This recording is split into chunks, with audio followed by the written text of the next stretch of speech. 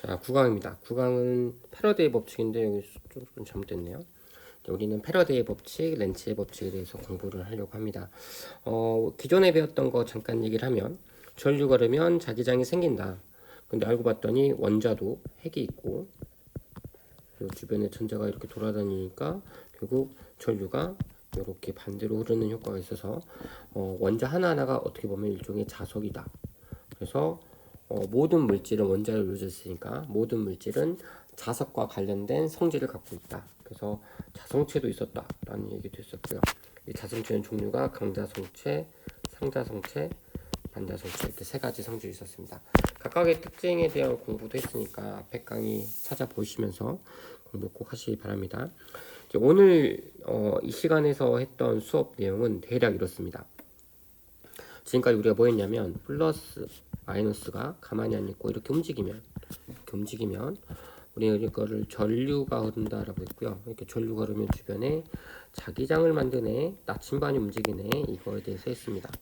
그러면 지금 굉장히 비슷한 논리로 우리는 어떤 것도 의심해 볼 수 있냐면 플러스 마이너스 전기가 움직여서 자기장을 만들었으면 이번에는 자기가 움직여서 우리 자기를 띤 애가 자석이죠. N극이나 S극이 가만히 안 있고 얘네들도 움직이면 혹시 얘네들이 전류를 만들어낼까? 이런 거에 대한 고민으로 이런 활동을 했습니다. 물론 이거를 저희가 처음 한 건 아니고요. 과거에 패러데이라는 분이 이거에 대해서 매우 정밀한 실험을 진행했고 그 결과를 우리가 이번 시간에 따라 했었습니다. 그래서 그 결과를 보면 결과가 되게 재밌었는데요. S극이 다가올 때는 전류가 이거는 이제 우리 실험 결과 나온 결과고요. 그러면 우리가 지금 이 유도 전류가 만든 이 보라색으로 색칠한 이 유도 전류가 만든 자기장 방향을 직접 한번 표시하면 여기는 S극, 여기는 N극, 여기는 N극, 여기는 S극입니다. 마치 어떤 느낌이냐면 S극이 내려오니까 S극이 다가오니까 위에가 S극이 되면서 자석을 밀어내고요. 반대로 S극이 도망가니까 위에가 N극이 되면서 S극을 붙잡고요. N극이 다가오니까 위에가 N극 되면서 다시 밀어내고 N극이 도망가려고 하니까 다시 S극이 되면서 붙잡습니다. 일종의 밀당 법칙이라고 수업 시간에 간단하게 재미삼아 이야기했습니다. 물론 이게 재미삼아 한 말이지만 물리학적으로도 의미는 있어요. 그래서 밀당 법칙이라는 방법으로 여기 있는 극을 찾음으로써 유도전류 방향을 확인하는 것도 얼마든지 오류 없이 찾아낼 수 있습니다. 다만 패러데이가 했던 해석 방법은 이 밀당보다는 새로운 용어를 개념을 도입하면서 설명을 했거든요. 그래서 우리는 그 방법대로 해석하는 연습도 한번 해볼 예정입니다. 다음 장에서 이어질 텐데요. 자, 일단 실험 결과를 다시 한번 정리하자면 위에서 N극이 내려올 때는 전류가 이렇게 반시계 방향을 흘렀고요. 이 반시계 방향의 전류가 만드는 자기장 방향이 이렇게 윗방향인 거 확인할 수 있습니다. 방향. 반대로 N극이 도망갈 때는 전류가 시계 방향으로 흘렀고 위에서 바라봤을 때 그거를 이제 그가 만드는 자기장을 보면 이렇게 아랫방향으로 자기력선이 형성되는 걸 볼 수 있습니다. 그래서 이거를 이제 패러데이는 어떤 식으로 설명을 할까라고 했다면 우리 눈에 보이지 않지만 우리는 보통 이렇게 많이 그렸죠. 어렸을 때부터 많이 이렇게 그렸던 거 기억나시죠? N극, S극 이랬으면 N극에서 뭔가가 이렇게 나오고 S극으로 들어간다. 이런 거 다 들어봤던 기억나죠? 우리 이걸 뭐라고 부르는지 기억나시나요? 이거를 자기력선이라고 불렀고요. 이 자기력선이라는 용어를 처음 쓰신 분이 이 패러데이라는 분입니다. 패러데이. 지금 어디서나 공공연하게 많이 쓰이죠. 자석 얘기할 때는. 그래서 이 자기력선을 가지고 이제 한번 전류가 어느 방향으로 만들어지는지를 한번 얘기를 해보고자 합니다. 자기력선의 개수를 가지고 얘기할 건데요. 자기력선의 개수는 자기력 선속이라고도 부르고요. 이걸 더 줄여서 자속 이렇게 부르기도 합니다. 자, 그러면 N극이 내려온다고 해볼게요. N극을 지금 여기 있으면 코일을 통과하는 자기력선 개수가 1개입니다. 다시 말하면 자속이 1개예요.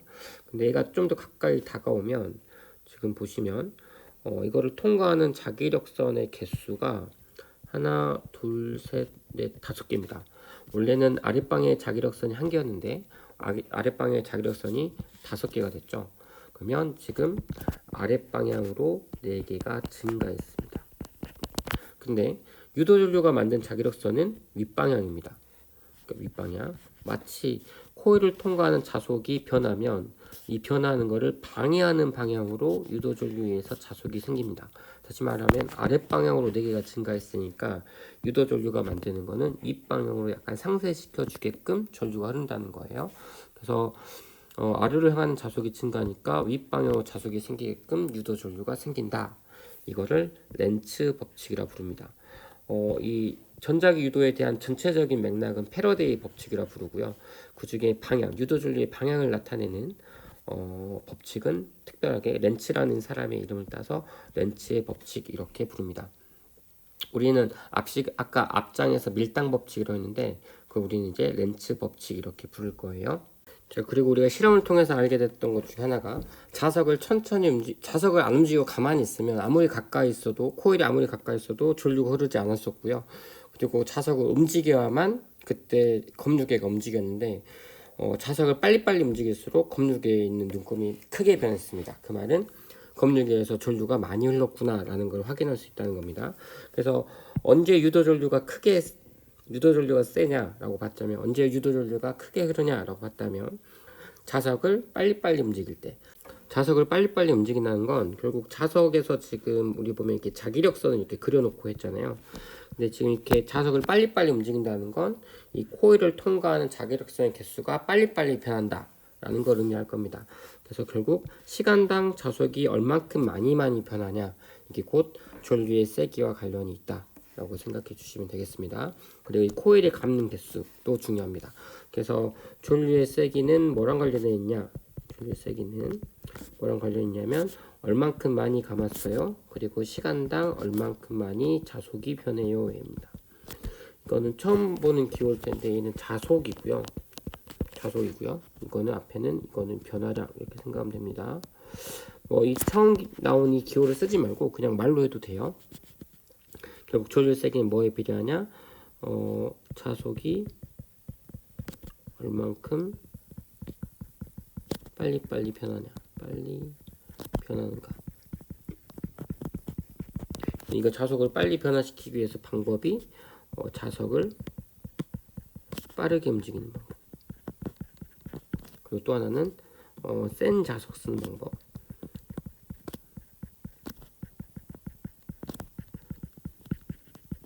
센 자석을 쓰면 왜 자기력선 개수가 빨리빨리 변할까요? 라는 생각을 해보면 원래 자속이 3개밖에 없었어요. 4개를 슉 갔더니 5개가 됐어. 그러니까 이제 이런 경우입니다.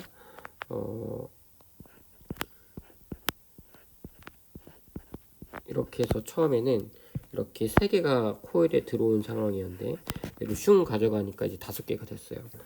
자기 자성이 센 자석을 쓴다는 건 결국 여기서 나오는 자기력선 개수가 엄청 밀집해 있다는 소리겠죠. 이런 식으로. 그래서 얘는 예를 들면 처음에 좀 많이 있었다고 칩시다. 처음에 한 5개 있었어요. 얘는 좀만 가까우면 근처에 자기력선이 굉장히 밀집해 있으니까 똑같이 다가오더라도 훨씬 더 많은 자기력선 개수가 들어갈 수 있습니다.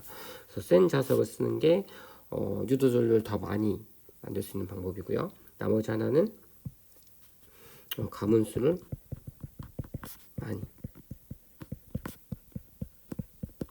이것도 한 가지 방법이다. 그래서 이렇게 유도전류가 만들어지는 이유는 이제 코일 주변의 자기력선 개수, 그러니까 코일을 통과하는 자기력선의 개수가 변하면 여기를 한번 잘 봐주세요. 코일을 통과하는 자속의 변화 때문에 유도전류가 생기고요. 그 방향은 자속의 변화를 방해한다. 자, 그래서 자기력선이 예를 들면 아랫방향으로 증가한다. 이걸로 할까요? 아랫방향으로 점점 증가하고 있다라고 한다면 여기서 만드는 유도전류가 만드는 자기력선은 위로 이렇게 생기고요. 아래로 내려가는 게 감소한다. 지금 이게 아래로 내려가는 건데 자석을 위로 올렸으니까 아래로 내려가는 게 점점 감소하면 아래로 내려가는 자기력선이 생기게끔 유도전류가 생긴다. 이 방향으로 이런 식으로 생각해 주시면 결국 자기력선의 개수가 변하는 것을 방해하는 방향으로 유도전류가 생긴다. 렌츠의 법칙 꼭 잘 기억해 주시기 바라고요. 유도 전류 방향은 꼭 오른손으로 확인하시기 바랍니다.